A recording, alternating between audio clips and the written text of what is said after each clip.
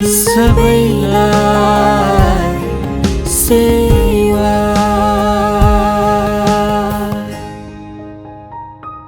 यो आज जुन वार्ता भयो यो गोर्खाको विषयमा के भयो यो अलिकति यस विषयमा चाहिँ स्पष्ट सबैले गोर्खाहरूले बुझ्ने गरी भनिदिनुहोस् न। गोर्खाको मुद्दा नयाँ मुद्दा नै होइन, नयाँ मुद्दा होइन, वर्षौँदेखि चलिरहेको मुद्दा हो, छलफल भइरहेको कुरा हो होइन। अब यो पछि चाहिँ अस्ति 23 जनवरीबाट चाहिँ एउटा प्रपोजल, फ्रेस प्रपोजल हामीले पेस गरेका थियौँ गोर्खाहरू सहमति गरेको त्यसैको विषयमा छलफल भएको। अब त्यसमा चाहिँ भयो के भने भेटरन मिनिस्टरसँग छलफल भयो, एमओडीको टिमसँग छलफल भयो, त्यस पछाडि भयो पछि फेरि अलिकति सघन हिसाबमै छलफल भयो भने गोर्खाको प्रतिनिधिहरू सबैले जिटेन प्रतिनिधिहरू सबैले राख्नु भएको थियो। त्यस पछाडि गएर पछि फेरि डिफेन्स सेक्रेटरीको एडभाइजर पनि जोइन अगाडि छोटो समयमा कसरी लामो समय नभएर छोटो समयमै यसलाई चाहिँ टुङ्गाउनु पऱ्यो केही न केही। अब ब्रिटिस सरकारको तर्फबाट चाहिँ कहाँसम्म जान सक्ने हो, गोर्खाहरूको तर्फबाट कहाँसम्म चाहिँ फ्लेक्सिबिलिटी अप्नाउने यो त चाहियो नि त भन्ने हिसाबमा नै कुरा भएको छ। मन्त्रीज्यूले के भन्नुभएको छ भेटरन मिनिस्टरले भन्दाखेरि अरू मन्त्रालय ब्रिटिस गभर्मेन्टका अरू मन्त्रालयहरूसँग पनि एउटा टिम बनाएर इन्टर मिनिस्ट्रियल मेकानिजम छ, त्यसमा चाहिँ छलफल भइरहेको छ। 3-4चोटि हामी बसिसकेका छौँ। आजैको दिनमा चाहिँ ठ्याट्टै यति हो भन्ने अवस्थामा चाहिँ पुगिसकेका छैनौँ, तर चाहिँ सिरियसली नै हामी छलफल गरेका छौँ भन्नुहुन्छ। होपफुल्ली अब केही समयमा उहाँहरूको तर्फबाट होला हामी त्यही नै एक्सपेक्ट गरेका छौँ र हाम्रो कुरा र जिटेनको कुरा, मेनली जिटेनको कुरा हामीले रिफ्लेक्ट गरेका छौँ। यो जस्तै पछिल्लो समय लगेको जुन प्रस्ताव छ नि त्यो प्रस्तावमै छलफल हुने कि के हुन्छ? प्रस्तावमा छलफल हुन्छ, तर प्रस्तावमा नि के इस्युजहरू छन् नि त सबैको उत्तिकै वेटेज हुँदैन। मेन कुरा भनेको चाहिँ पेन्सन अथवा चाहिँ गएर त्यसको विकल्प, पेन्सनको विकल्प के हो त? पेन्सन दिन सक्ने हो, इक्वल पेन्सन दिन सक्ने हो बेलायत सरकारले भनेदेखि त्यसमा छलफल गर्ने हो। त्यो दिन नसक्ने हो भने त्यसको विकल्प चाहिँ के हुनसक्छ त बेलायत सरकारसँग भन्ने विषय नै मुख्य कुरा हो। र त्यो विषयमा चाहिँ उहाँहरू छलफलमा छौँ भन्ने छ र अहिले चाहिँ अलिकति पहिलाको तुलनामा अलिकति सिरियसली नै लिइराख्नु भएको छ।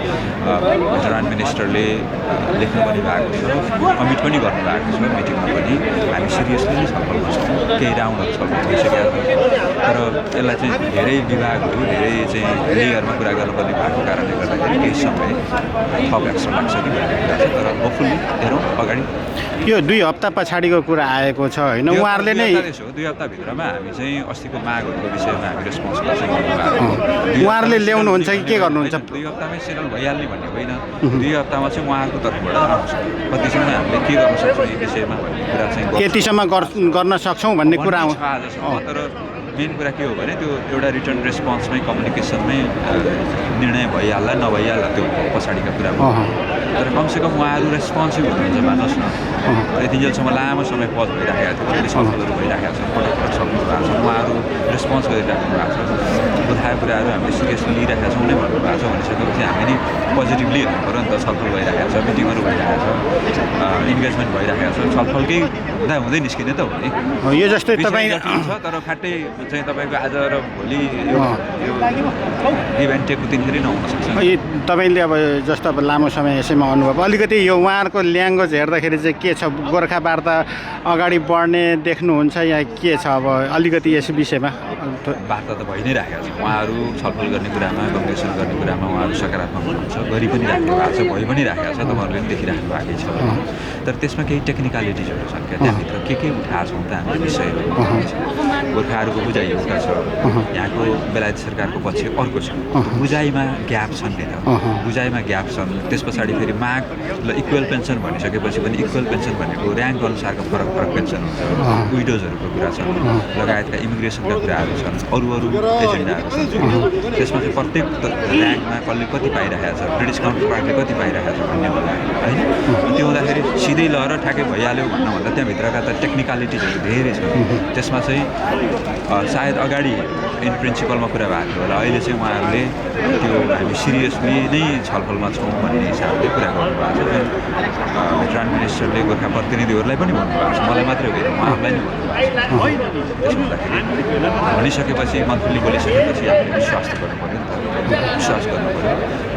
उहाँहरूको कम्युनिकेसन र के हामीलाई जानकारी गराउनु भएको छ ती कुराहरू हेर्दाखेरि सिरियसनेस देखिन्छ जुन चाहिँ हामीले फिल गर्न सक्छौँ र आउटकमलाई आशा गरौँ छलफलकै क्रममा छ त्यो भएको कारणले गर्दाखेरि आज नै उहाँहरूको तर्फबाट यो भयो ल भयो भन्ने चाहिँ होइन र जटिलता छ नि त विषयका जटिलताहरू पनि छ त्यसलाई चाहिँ उहाँहरूले सिरियसली छलफल गरेर देखिरहेको छ एक हिसाबमा भन्ने हो भने छलफल अगाडि बढ्यो भन्ने बुझ्नु पर्यो भइ नै रहेछ त्यसलाई त्यसरी बुझौँ छलफल भइरहेछ आज तपाईँ सबैजना भन्नुहोस् न G10 का सबै प्रतिनिधिहरू जति हो त्यो अभाइलेबल हुनुहुन्छ अब हाम्रो धर्मसर यहाँ हुनुहुन्छ उहाँ हिजो रातारातै गरेर आउनुहुन्छ छलफलको लागि अरू पनि आइराख्नु भएको छ जति हुनुहुन्थ्यो उहाँहरू सबै बस्नुभयो उहाँले आफ्नो कुरा सबैले राख्नु भएको छ फ्री एन्ड फ्र्याङ्क 9जना कतिजना हुनुहुन्थ्यो आज है 8जना हुनुहुन्थ्यो सबैले राख्नु भएको छ बिचमा त अलिकति छलफलकै क्रममा अलिकति चाहिँ माहौल गरम पनि भयो केही समय हामीले पज पनि लिनु पऱ्यो ब्रेक लिएर त्यसपछि फेरि अर्को राउन्ड पनि बस्नु पऱ्यो पछि डिफेन्स सेक्रेटरी एडभाइजर नै आएर उहाँहरूको पछिल्लो राउन्डमा के थियो भन्दाखेरि डिफेन्स सेक्रेटरी लगायतका चाहिँ टिमसँग पनि त्यो कुरा चाहिँ भइरहेका छन् भन्ने उहाँहरू जानकारी हाम्रो कुरा पनि के हो कि यसलाई लामो समय नलगाउँ यसलाई कतिसम्म तपाईँहरूले जान सक्नुहुन्छ यस र नोमा लैजाउँ कतिसम्म गर्न सक्ने हो भन्नुहोस् गोर्खाहरूले कहाँसम्म गएर कम्प्रोमाइज गर्न सक्ने हो त्यो कुरा उहाँहरूले यसलाई चाहिँ इन्डेफिनिट टाइमको लागि नलम्ब्याउँ यसले चाहिँ राम्रो मेसेज जाँदैन फाइदा पनि गर्दैन भन्ने कुरा हो त्यो कुरा चाहिँ हामीले भनेकै छौँ हस् यहाँलाई धेरै धेरै धन्यवाद थ्याङ्क यू सर सबैलाई